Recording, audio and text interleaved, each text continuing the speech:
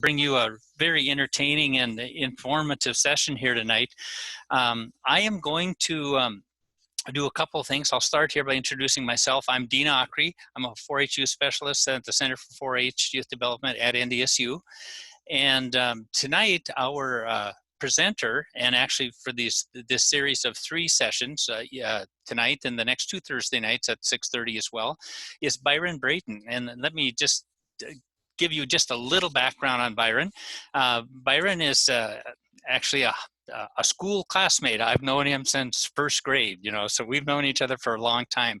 But Byron has worked for a number of years at Hennepin Technical College down in the Twin Cities, and he had a job there that included in-house photography, video production, AV equipment, and all of those kinds of things. And he did that for some 21 years, he tells me. And then after that, he did for about 13 years, worked in the IT department and kind of, didn't focus on photography as much. I'm still working, we're the same age, but he retired. And since he retired, he's kind of picked up his photography hobby again and has done a lot of interesting things with photographies. And so as we got into this situation to work from home and try to figure out some programming for everyone to take part in, we wanted to make sure that we could offer some things that that are a little bit different, and this looked like a great opportunity because in North Dakota we have a high number of 4-H members that take photography as a project, and some may be very serious, some may do it as very light hobby, whatever. But it's an important aspect of that. So we're going to run this program tonight a little bit like the educational part of your 4-H meeting. And if you were at a 4-H meeting, we might say the pledges and so forth. Now we're not going to do that tonight, but I do want to think of it that way, and of course all the courtesies and respect that you would normally give any speaker at your 4-H meeting. We certainly want to extend that to Mr. Braton tonight. So with that, I'm going to turn it over to Byron.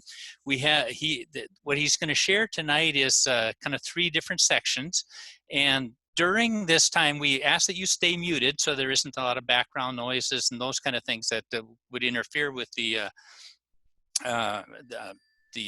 receiving for everybody else.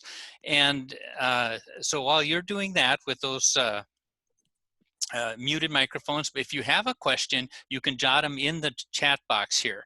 And Scott Swanson with our video department at NDSU Extension is going to help monitor some of the chat, and as well as my wife Pam. She also is taking on that job just in case I miss some things. But we will have a couple of opportunities where we'll try and answer a couple of things if they pertain to that section. Otherwise, we'll do a little bit of that at the end. So we don't want to hear me talk much longer here. We want to give Byron his time. And so with that, I'm going to click on the first slide. Byron will probably give me some little signals when he wants to move to the next one here. And but we'll do that. And Byron's we'll let him talk about how he wants to do this. But his focus is really on planning and picturing and imagining what you're going to take for a photograph. So let's start here with the first ones here. So Byron Brayton, our photographer.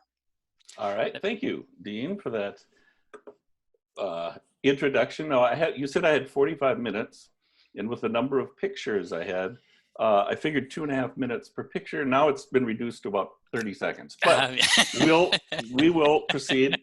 And the first topic that we're going to talk about is painting with light. And I don't know if you've ever heard that term before or not, but it involves opening the shutter of the camera and then painting your subject with light.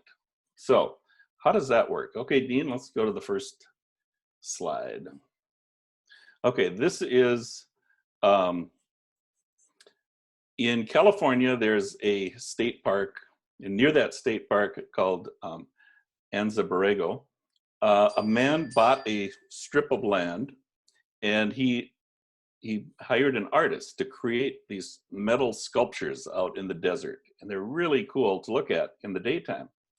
So I thought, if they're cool in the daytime, I bet I can do some nighttime pictures that will even look better. And so I set up, in this particular one, I wanted to have the Milky Way behind the head of the serpent. So how did I know when to get there and when to be there? Well, there's a piece of software that I use called Photo Pills. And Photo Pills told me that if I'm there at 3:30 in the morning, the Milky Way would be up just high enough so I could see it behind the head of this dragon. And it even told me, it has a map, showed me where to stand in order to shoot this. And so I followed its advice, and sure enough, well, I got to say, earlier in the evening, I was set up. I got there at about 8 o'clock and just stayed in my car until 3:30 or so. And it was cloudy the whole night. And there was another guy out there with me, and we're chatting, and we're saying, I guess this is a bust. We've come out here, we're not going to get a picture after all. Well, I look up at 3:30 and the clouds were clearing away, and there's my Milky Way. So what I did to take this picture, I had the camera set up, I had it pre-focused on that head, and I knew that I wanted about a 10-second, I wanted the shutter to be open for 10 seconds to capture the stars in the Milky Way. And I was wearing a headlamp. And so I opened the shutter, and I just quickly moved that light across that serpent's head, and then the shutter closed. And that was a good combination. It was the right combination, the right exposure on the serpent, and yet it let in enough light from the sky. And the amber part in the lower right part of the screen, it looks like a gold ocean kind of a thing. Well, that is the light of a city that's about 45 miles from there. And if you were standing there in person, you would barely see it. Just this little amber glow on the horizon. But because it's such a long exposure, that really, the camera took in lots of light from that area. So when you go back in the daytime, it's kind of disappointing to see this because it doesn't look like this. But so with a simple little flashlight and having my shutter open, I ended up with this. So, okay, next one. And could you move your cursor off to the side? There we go. And so I really liked that area. This was the next one I took about a month later, because both of these I wanted to take during a new moon phase. So there wasn't any moon in the sky, because when you're doing photos like this, the moon can be a big enemy because it's like a big spotlight up in the sky. Not that I dislike the moon. You'll see later I actually do like the moon, but there are times when it's better without it. So to take this picture, I went there in the late afternoon, and I set up my camera on a tripod, and I composed it the way you see it. And the first picture I took was as the sun had gone down. It goes through a couple phases. There's called the golden hour, where the light is real warm, real yellow from the sunset. Then it goes into a blue hour, and that's when I took a few exposures during that blue hour. And my software called Photo Pills told me that at 7:30 it was going to get as dark as it's going to get all night. So I waited till 7:30, and I shot 10 pictures. And each exposure, I believe, I used 10 seconds again. So I just shot one after the other, after the other, after the other. And I used a technique called stacking, where you can stack all these photos together, which sounds like kind of a hard thing to do, except for I have a piece of software, I think it's even free software, called Starry Landscape Stacker. And what that will do, even though I shot one after the other, 10 exposures of 10 seconds each is 100 seconds. Well, it's surprising how far those stars will move in 100 seconds. So what this software will do, it takes all 10 of these pictures, and it selects the middle frame, and then it moves the earlier frames up and the later frames back. And so all the stars line up, and they become very bright this way. And it'll leave the ground alone. You have to tell it what's the ground and what's the sky. And so this is actually 11 images all put together, because I used when I did the star thing, this dinosaur just looked like a silhouette at that point. So then I added the picture from that I'd taken earlier, and it blended in really well because nothing moved. And then I had to do a little, brightening along his spine and stuff. So, and that was it. So that's a composite of 11 pictures. Okay, next one.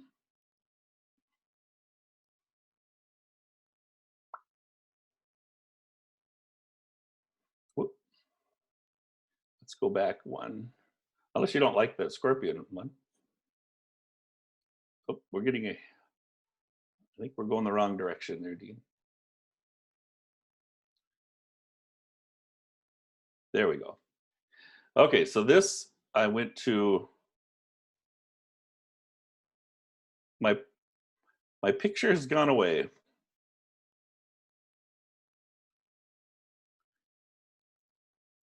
There we go.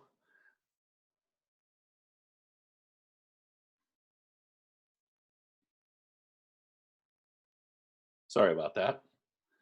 We will. Okay, so this picture is an example of how you can have really good plans for something, and they don't always work out. They might make a mistake, but sometimes the mistake works out for the best. So this picture was in New Mexico, and I was hoping to get a picture of the Milky Way again. You can see this time the Milky Way is vertical because this was in September. The other ones were in February. And once again, there's a city out to the west. That's why it's got this amber light out there. It's really hard to find true dark sky, but there are places around where you won't get any. But anyway, with this one, I'm using what's called low-level lights. So they're these small LED lights that will come on, but they're not very bright, because for this type of photography, you don't want super bright lights because you're using a long exposure. I put one on each side of the camera, and they were both daylight color, just normal sunlight color. But you'll notice some red in the middle, which really helps set this picture off. Well, that was a mistake because the headlight on my head, I thought I had shut the white light off, which I did. I forgot that it goes from white light into red light first. So I'm walking around with this red light on my head, lighting up the foreground, and I didn't even know that. It wasn't bright enough to see visually, but the camera picked it up. So that was a mistake that I was actually pretty happy with after I saw it. And once again, we had to fight clouds. Normally in that area, this is near the Four Corners in New Mexico, and they've had a really bad drought for years. And yet the day I go there, it's all clouded up at night. So, so I guess the foreground is what we have to look at. So, okay. I think we missed one. I think we missed the scorpion. Can't miss the scorpion. We did, yes. Okay, there we go. Okay, so this is along with the first two slides I showed of the big creatures. And you'll notice how bright the landscape is lit there. And this was during a half moon. So in the other two, I went there during a new moon so that I wouldn't have to fight the moonlight. Well, here I utilized the moon. So it was a half moon. It was putting some light on the ground. But if you were actually there at the time, it was really dark. Even though the moon was out, you couldn't see what we see here on the ground. So it's amazing what a camera will pick up during a long exposure. And so how I did this is, this is looking north. You can tell it's looking north because that center point, that star is Polaris, which is the North Star. All the other stars rotate around it. And what I was really hoping was that I could put Polaris right at the tip of his tail.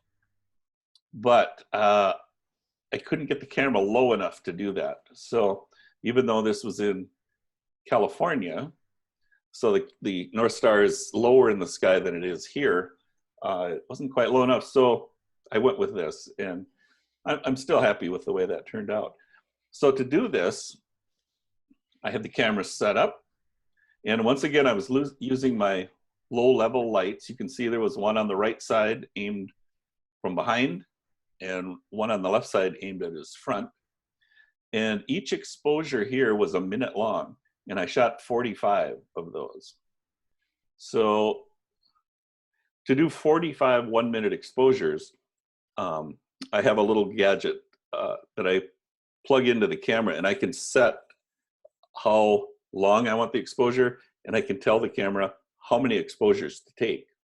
So once I got that started, it was a matter of just sitting back and letting the camera take picture after picture after picture, and then hope we didn't get too many airplanes flying through the sky, because they'll leave a dotted line across the sky.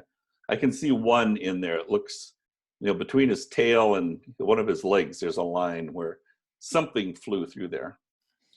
So it sat for 45 minutes taking pictures.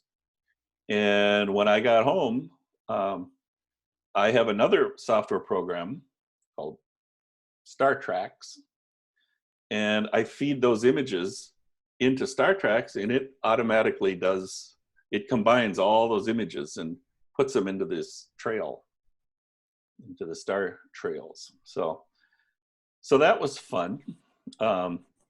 You can see there was a vehicle in the lower left. He was driving through there. I happened to catch an image of him, but I kind of like that red light. I could use Photoshop and take him out, but this makes it look like the scorpion is seeing that and he's ready to pounce on that red light, whatever it is. So, okay, next slide. Okay, this is a bird of paradise. We won't be singing any tunes to this, but what the bird of paradise, how I lit this, how I was hoping to light this, was from above, and I wanted it to look like it was lit with a big, soft light up above. And what I actually used to light it was just a little flashlight, a little AA battery flashlight. So I set this up in my basement, and I just had a background behind. And I set this up, I pre-composed it, pre-focused it, and I set my camera to a 10-second exposure. I shut off all the lights, so it was totally dark.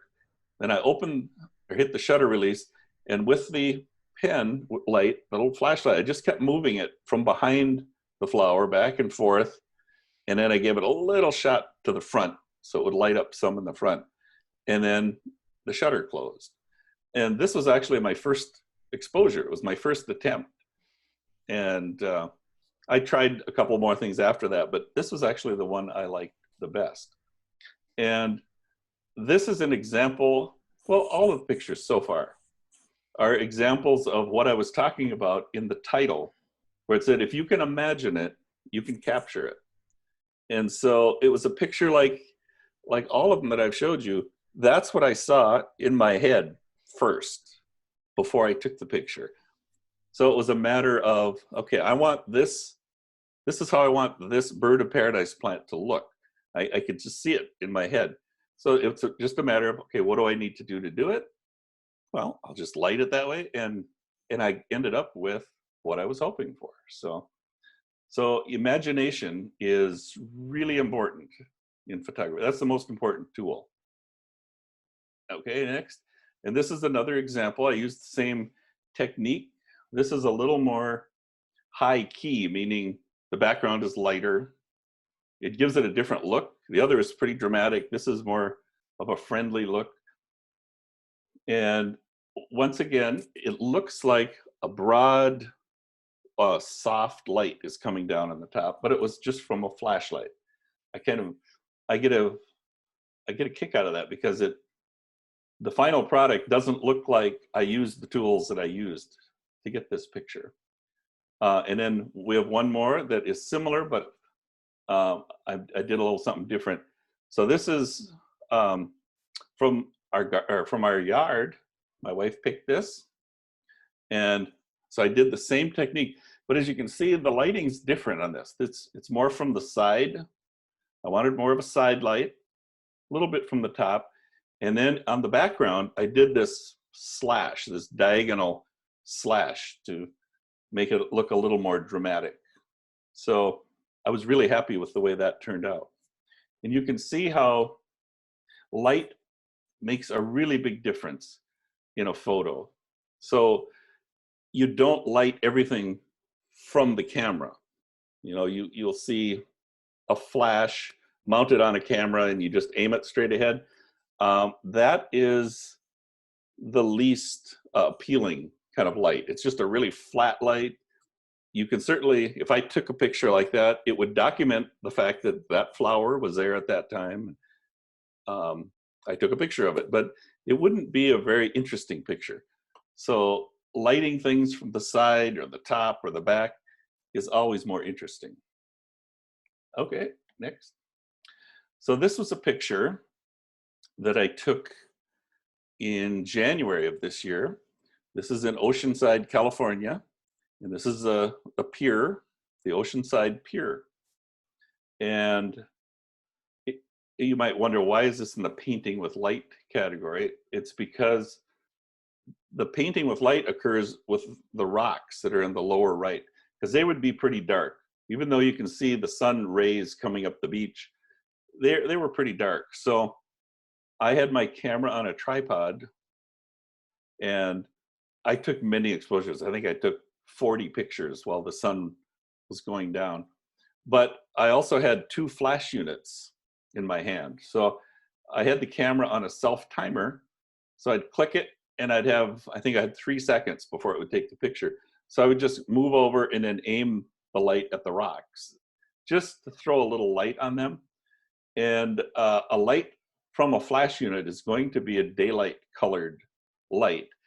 And as you can see, the sun is going down, so it's a very warm light. So I put an orange filter in front of each flash unit, so the light coming out would match the sunset light, color of the sunset light. So hit the button, move over and take an exposure. And I had kind of a conundrum because this picture is the one where I enjoyed the sun the most, but I didn't really like the people that were under the pier. And the people you see in this picture, there's a guy who has a camera on a tripod taking a picture of these other people. That was from a different exposure.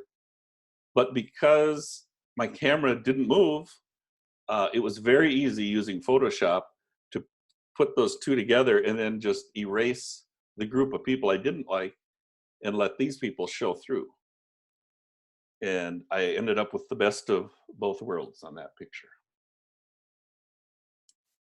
All right, so that was that category of painting with light, which is always. So we'll stop there for just a quick second and just see if there's any particular questions that had to do with the light here. And I'm going to take a real quick look here, and Pam is giving me one here. So the question was, Byron, so what size lens were used for the majority of these photos? Boy, I used a variety of lenses. For the sculpture pictures, I used a wide angle lens on those. And I used 2 different cameras during those pictures. I have a full frame camera and I have it's called a crop frame, smaller camera. With the full frame camera, I used that on the Scorpion and on that second one. Anyway, that's a 24 millimeter lens that I used on those. This particular one is with the smaller camera, and I used a 12 millimeter lens on this, which would be the equivalent of an 18 millimeter lens on a full frame camera. So they were just wide angle lenses.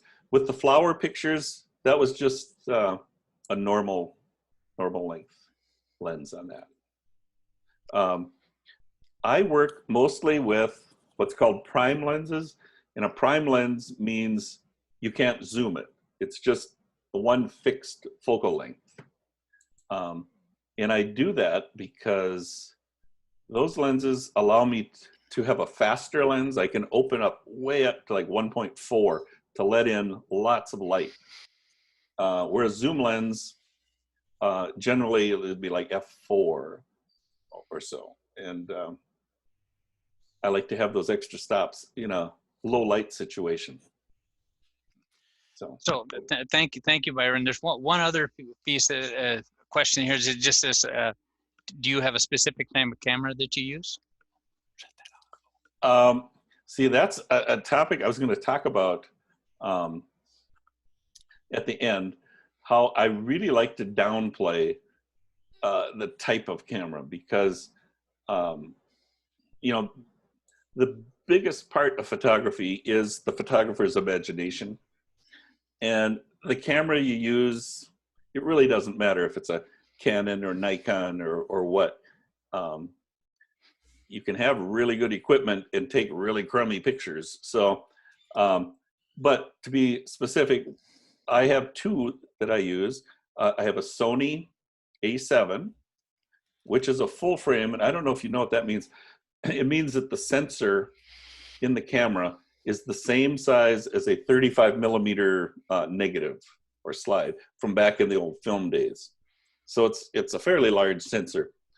The other one I use is a Fujifilm camera. I have two of those. One's a XE3 that has a removable lens, and that has a smaller sensor. But well, you can't really tell when you see the pictures. You can't really tell if I shot it full frame or crop frame. So those are the two types of cameras I use. I'll be talking more about my third camera, my second Fujifilm camera later on. That'll be in the third episode of this. All right. So I'm gonna pause here for just a second, and we'll switch to the next section here. But I've got a short poll, and if you would just take 30 seconds here right now and just indicate, you can check all that apply, and we'll just kind of see who our audience is here tonight in terms of age. So we'll give it just a few more seconds, and we'll stop it. But right now, it's looking like the largest segment of our audience is. Well, no, it's catching up here, but we are 4-H age. We have 41% at 8 to 12, and 44% of our participants 13 to 18. Just kind of give you a clue who all is listening to you tonight, Byron. Okay. So I'm going to stop the polling here now. Thank you for participating in that. And here you can see look at that. So yeah, excellent. All right, so we're going to close this poll and move to our second next category. Next section, yes. Forced perspective. Now this is more of a fun type of category. And what I mean by forced perspective is with your eyes, if you have two working eyes, you see everything in 3D. So as you go through life, you can see what's close to you, what's far away from you, and you're used to that. Well, with a camera, you've only got one eye. So you can fool that eye. You can make things look a certain way that really aren't that way. And I think I only have 3 examples here tonight, but let's go to the first slide. Okay, so this is a picture of the Village Hall in Waverly, Minnesota. And as you can see, there are 2 work trucks that have parked outside the building. And you assume that since they're empty, the guys must be inside working on something. Well, this picture is kind of deceiving because it's not really the way it looks here. So Dean, if you would jump ahead to the next slide. That's the way it was set up. That's me before I had hair on my chin. As you can see, those are just 2 toy trucks that I had sitting on a piece of foam core board, and I'm across the street from the building. So I set that board up on a card table, put the board, place the trucks, and now let's go back a slide. And you know, the sun is out, it's hitting the trucks the same way it's hitting the sidewalk, and the building's actually in the shade. But it makes it look like, and then I sepia toned the whole thing. It makes it look like two trucks because those trucks are so close to the camera, they're larger in comparison to the building. And what I get a kick out of, on the truck to the right, if you look in front of the rear tire, it looks like it could be an exhaust pipe. You know, what do you think that is? In reality, that's the key to open up the door to the bank that it is. I kind of like having it there. It gives it a little more realism. So, okay, then we'll skip to the next one. Okay, now here I use the same technique. And for this one, the card table is set up near the street, and that's my house in the background. So these two cars, they're about 12 inches long each, are set up near the street. And so it is probably 40 feet from there to the front of my porch. And I had my wife help me with this picture because she's looking through the viewfinder of the camera. And I told her, I want to look like I'm leaning on the top of the car and looking under the hood at my engine. And I want it to look like, oh no, what's going on?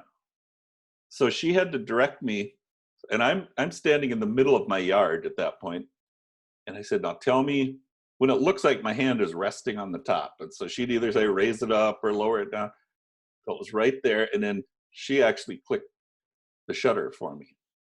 And the tough part of doing this is, you know, I want the cars to be in focus, but I also want me to be in focus. And so you have to use pretty great depth of field to make this work. And depth of field just means how much is in focus, you know, from close to far away. And you control that with the aperture of on the lens. So I think I was shooting this at f11 or f16, which is a pretty small opening, doesn't let a lot of light through, but a lot of it's in focus too. So, and the camera's on a tripod, so I can get away with a longer exposure. And so I just, you know, she would direct me where I should stand, where I should put my hand. And I think it came out as a kind of a convincing picture. My neighbors, I did have a neighbor drive by wondering what I was doing, standing in the middle of the yard like that. But sometimes if you want a good photo, you've got to do things like that. So, all right, next. So this, I wanted it to look like there's a really large playing card and a small playing card. But in fact, they're both out of the same deck. So I think I achieved my goal here. Once again, this is something I could see it in my head. I knew how I wanted it to look. And so how did I make that happen? Well, I took the queen card and I took an X-Acto knife and I cut out the shape of the card. So the queen is now missing that corner. And I laid the king card, I just used the floor in my basement, laid the king card down, and I had a spacer that's probably 2 inches high. To put that next to the king card, and then I balanced the queen card on top of that. So the queen is much closer to the camera. And once again, I had to use a small aperture to get both of them in focus. I can see my king is a little bit soft. He's not totally sharp, but it was close enough for this, I guess. So it makes it, even my brain, I'm the one that did this, and my brain still tells me that the king is closer than the queen, even though I know better. So I used forced perspective on that. So it's kind of fun to be able to do that. Okay, so that ends Byron's section on the forced perspective. If there's any immediate questions, we can attempt to answer them. Otherwise, we will just let those wait until the end. I am going to do one more poll if I can. Maybe I can't. Let's see here. Yes, yeah, here we go. We'd like to know if you're new to photography or if you've been doing it for a few years, so that'll give us a little perspective as well. So I'm going to launch this for just maybe 30 seconds, and then we'll go back to Byron's last section for tonight. How am I doing time-wise?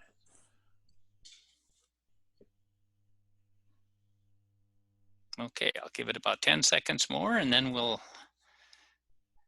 stop.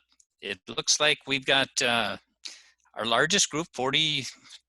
I'm going to end it, and I'll share the results here. 43% are in their brand new, Byron, first year of photography. Oh, okay. Okay, and then another 35, 1 to 3 years, and 22%, or about a fifth, have been doing it 4 years or more. So kind of give you a little more information about your audience here tonight. So great job, thanks everybody. I will stop that, and we will move on to the next section, which is photographing the moon, which is a very fun subject. I enjoy photographing the moon. And you'd think, okay, so you take a picture of the moon, what more can you do with it? Well, you can do a lot of things with the moon. So let us go to the first one. Okay, this moon picture, I actually saw a picture in a publication. I was talking about the moon, and there was a very similar picture to this. And I looked at that and I thought, you know, I could do this with pictures that I already have. And so I wanted it to look like the moon is lit from the right-hand side where it's brighter, and yet you can still see the dark portion of the moon. And so I did this picture with pre-existing pictures. There's actually 3 pictures involved here. So I took a picture that I'd done of the full moon, and that was shot with a telescope, and I had the camera attached to it. I laid the full moon in there. Then I had a picture of a half moon, and I laid that over the top. And what was really interesting to me anyway was that they were slightly different sizes, because the moon doesn't have a perfectly round orbit around the Earth. Sometimes it's closer. That's when they call it a super moon. Sometimes it's farther away. Well, I had proof of that because here I had 2 pictures and they were slightly different size. So I had to resize that half moon, the brighter half, to make it fit. And so I laid that in there, and I darkened down the full moon. That was on a separate layer in Photoshop. And so I darkened it down. I didn't want to go too dark. I wanted it to still be visible. Darkened it down, and then the lighter half is the normal exposure for the moon. And you can see when the moon is lit from the side, the craters right down the middle really stick out. You can really see the texture and the detail. And so now I had a picture of the moon, but it was just on a black background. So I found a picture of stars that I had taken at some point, and I just laid that in as a separate layer. And a couple of the stars showed through on the moon, so I had to, erase those. But I ended up with a picture. This is all taken from my driveway where I live. But when I look at it, it looks like I'm out in space looking at the moon.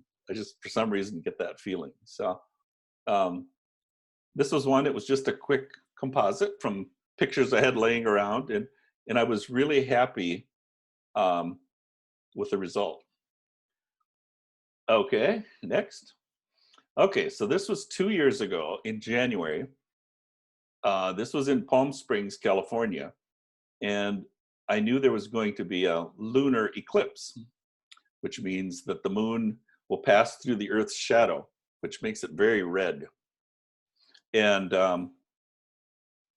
so I don't think I used my telescope. I used a different lens because the moon, I wanted to make it smaller.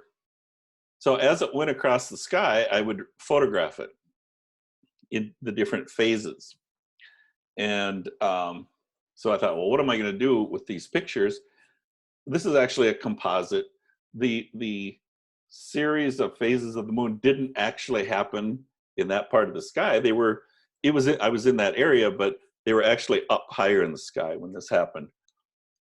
But using Photoshop again, I brought these images down. I placed them one at a time over this mountain range that's there. So it's kind of like a lunar fantasy type picture. And one thing to keep in mind with, if you wanted to do something like this, the full moon is very bright. In fact, the exposure for a full moon is the same as if you're taking a picture on Earth in daylight, which is kind of surprising because you think, wait, it's dark out, it must need a really long exposure. Actually, no, it needs, for the full moon, the same as daylight. So I think that was like a 2/50th of a second at, f8 or something like that. But then as you go into the different phases, the moon is getting darker and darker. And when it gets down to the red ones down there, then it's more like a 2-second exposure. So that's how much darker it gets. When it's at full eclipse, you have a hard time seeing it. So you need a much longer shutter speed. Okay, next one.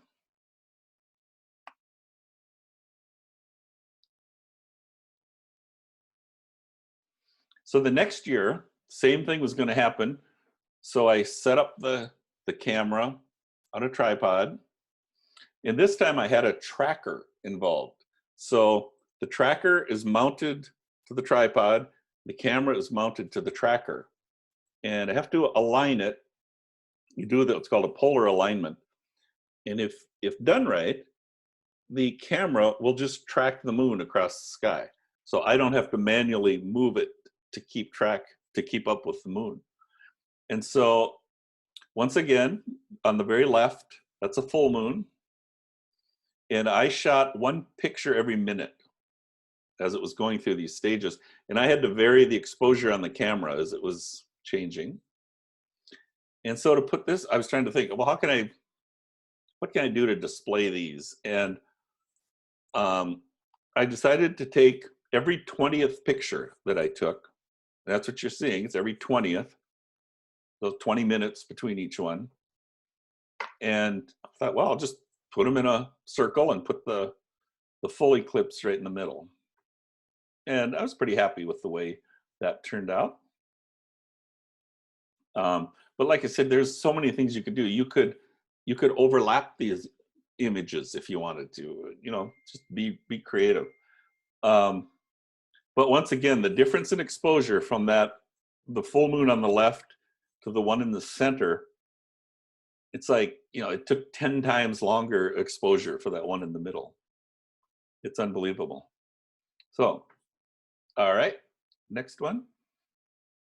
This picture was just it's one of a series of 5 test pictures that I was taking, because I was wondering, when the moon is, I'm going to say moon is moving across the sky, which there's an interesting fact, I'll mention it later.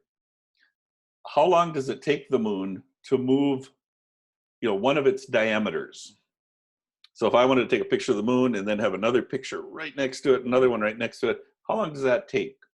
And I looked it up online, and it was 2 minutes and 30 seconds. So I was testing it. So I went to this site and I shot 5 pictures just to see if that was really true, because this was actually the day before a full moon.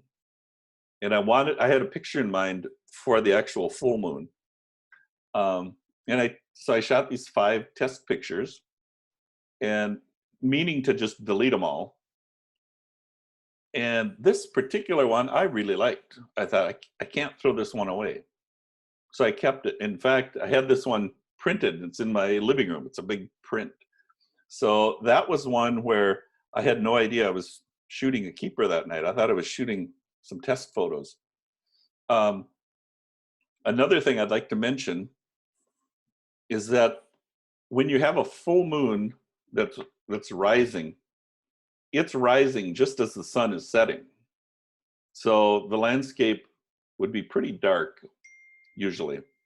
Where here, this is the day before a full moon, so the sun is still up a ways. And you can see in the lower left corner how it's illuminating those hills in the foreground. So that's something to keep in mind. If you want to get a nice moon rise, shoot it the day before a full moon, because you'll actually have sunlight hitting the foreground. If you wait till a full moon, it's going to be much darker. It might look like the moon rising over, you know, nothing. So it's something to take a look at. It's about an hour difference from one day to the next. So, okay. Now the reason I did that test was to make this picture. Now this looks like, I was hoping it would look like a string of pearls. And I believe it actually did end up that way. And to take this one, I knew that the moon would come into view at about 4 o'clock in the morning. And how did I know that? Well, that software that I was using called Photo Pills, it tells me where the moon is going to be at whatever time. So it's going to come into view about 4 a.m. So I set up the tripod and the camera outside my front door, and it was about 11 o'clock at night. I wanted to go to bed. So I set up my camera to take, I think I told it to take 100 pictures and wait 2.5 minutes in between each picture. And I set the exposure for what I knew the moon's exposure was. So so many times you'll see pictures of the moon the moon is just a white disk, you know, and that's kind of disappointing. So I had the proper exposure, take a picture every 2.5 minutes. And I said, but wait 5 hours before you start taking pictures. Then I went to bed. And in the morning, I retrieved the camera and looked, and sure enough, it had taken these. And to do this, I stacked, each moon is a separate exposure, stacked them all in Photoshop. And there is a setting there that will let the brightest part of the frame through to the layers above it. And so it was pretty easy to let, the moon is obviously the brightest part. So it would just pop through all the layers, and I ended up with a string of moon pearls without a whole lot of effort. Of course, I should say it was really difficult, I suppose. Okay, so this photo is actually a frame from a video that I shot. And this is a total solar eclipse that happened in 2017. And I took this in Nebraska because where I live, it was outside the range of the total eclipse. So I had a friend who had a farm in Nebraska and shooting video. Now, to shoot video of a solar eclipse, you have to have a solar filter over your lens. And I shot this with my telescope. Telescope was being used as a lens, camera was mounted to it. So I had a solar filter. And once it gets to this point where the moon is blocking, it's called the totality, then I could take the filter off and shoot a picture. And what I like about this is you actually see solar flares. That's what the orange little bulges are. Those are flares coming off the sun. And you can see the corona around. And then just as it starts, the moon is moving to the left. Just as the sun starts peeking out, then I had to put the filter back on. And then you can see the moon revealing the sun again. So it's actually a video frame, but I think I'm happy with how that worked out. Yeah, next. And this is the last frame of today. I think our timing is working out pretty close. This is the last picture we're going to look at tonight. And you notice how I have the moon, it's rising, and it's properly exposed because I didn't want just a white disk there. And this is an example of why I really like the capabilities of newer digital cameras. I shot it using a tripod, made the exposure, and the foreground was pretty dark. And so I'm able to lighten it up, and it still holds holds detail. And so it actually wasn't quite this bright in the foreground when I was standing there. But you know, with Lightroom or Photoshop, it could lighten that up a little bit, and yet leave the moon properly exposed. And this was taken, I don't know if you can guess, it's in a national park in California. There's a hint, if you look at the tree that's there, that's called a Joshua tree, and they only grow at a real specific elevation. And so this is at Joshua Tree National Park, which is, you may have never have heard of it, but it's a large park. In fact, it is larger than the state of Rhode Island. That's how big it is. So if you're ever out in that area in January or February or March, I'll give you a tour of the park. So, and this was also kind of an accidental picture. I had a different picture in mind. So earlier I had driven to a different area of the park, and I was hoping to catch this moonrise, and I just wasn't happy with what I ended up with. So we were leaving, gonna come home, and we got about 5 minutes from where I first shot that first picture, and I said, I have to stop and get this picture. So this is one I didn't intend to take, but I was really happy with the result. And that is my last picture for the day. All right. Well, thank you, Byron. We've got a number of questions that we are going to throw at you here now, if you don't mind. And that's fine. But what a fantastic presentation. I thoroughly enjoyed it. So there's a number of things, and I'm just going to start here. I'm not sure if it's in any particular order. Do you have a recommendation of where to store photos? I use Lightroom. I have two. I use Lightroom, and that's where I store my photos, and I keep them organized. And I just keep them organized by date at this point. I should probably maybe change that up a little bit now that I'm getting more and more years. But I use Lightroom, which is available on both Mac and PC. Now I'm a Mac user, and that means if you're a Mac user, you already have a program on your computer called Photos, and that's an excellent place to keep your pictures. You can label them and name them, and then when you do a search, you can easily find them again. But either one of those, I'm sure on Windows, I'm not familiar with the Windows built-in photo program.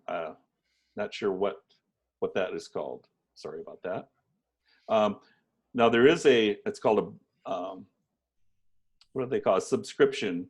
You can get Photoshop and Lightroom for $10 a month through Adobe.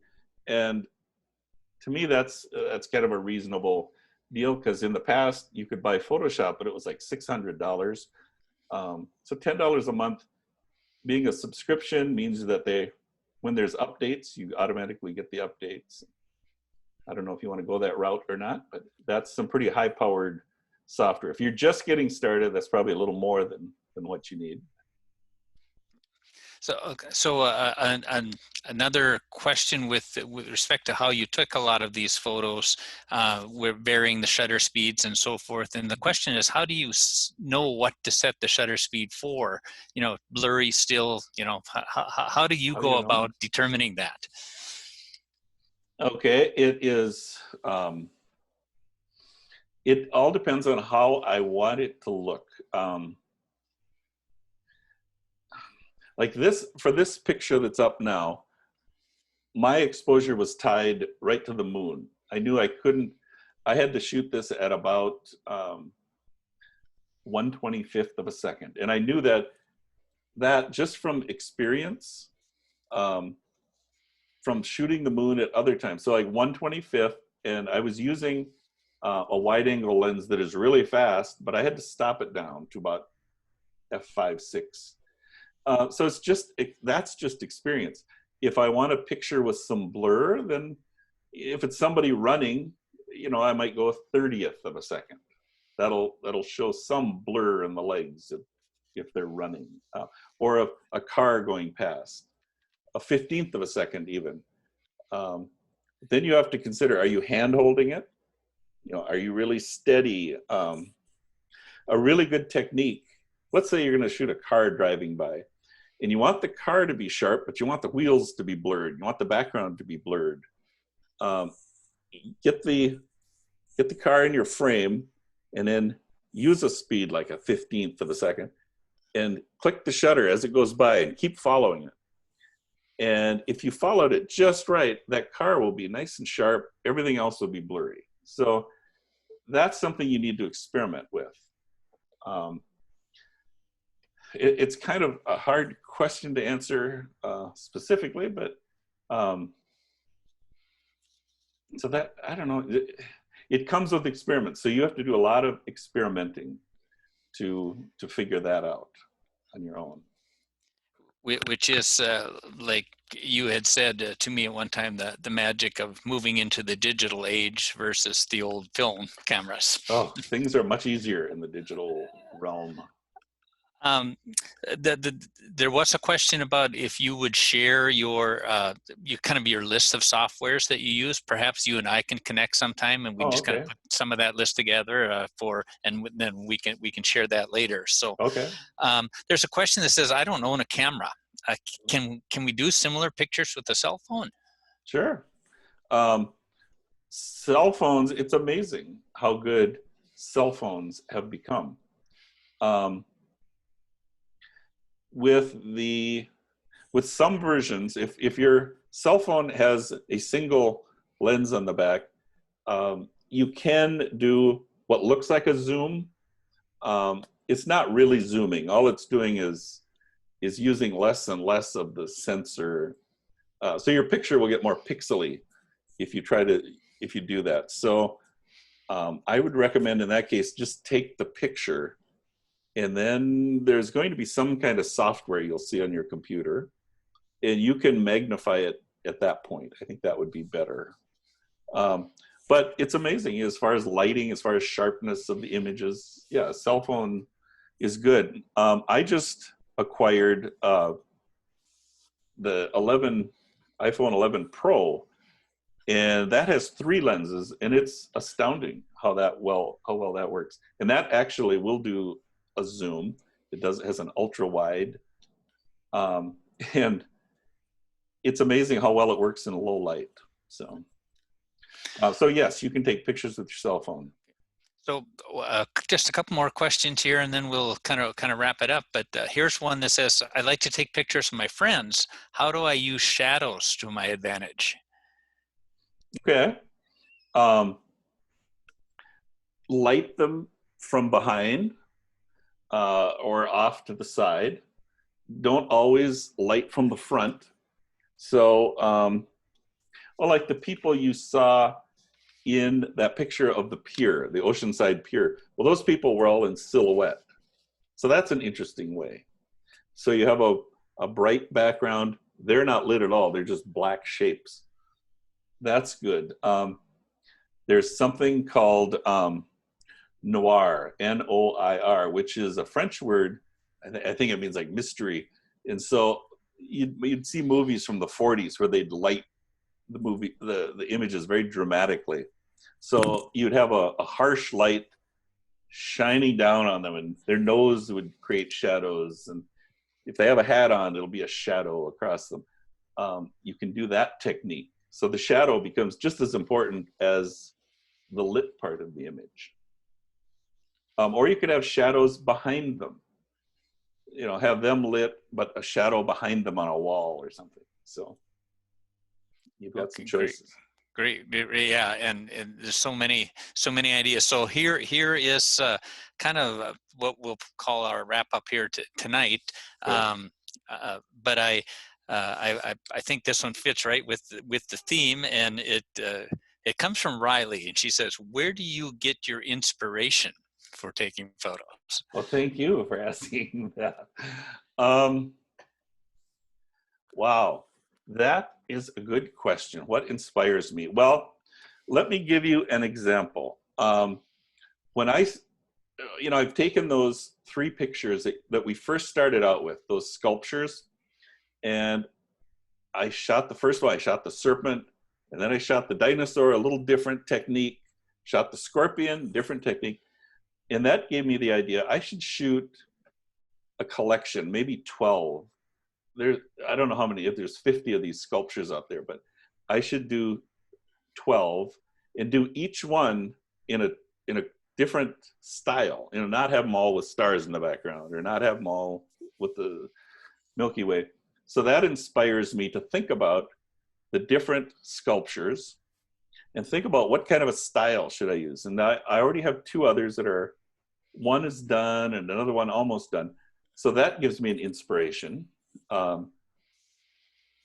When you're involved with photography, at first it's a little daunting. The equipment kind of is your main focus.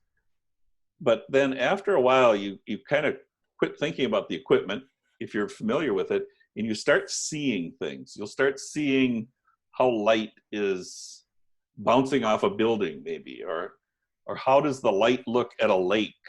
It's reflecting off, and you might see how, wow, at a certain time of day, the light bounces off the lake and it hits a cabin and lights up the windows.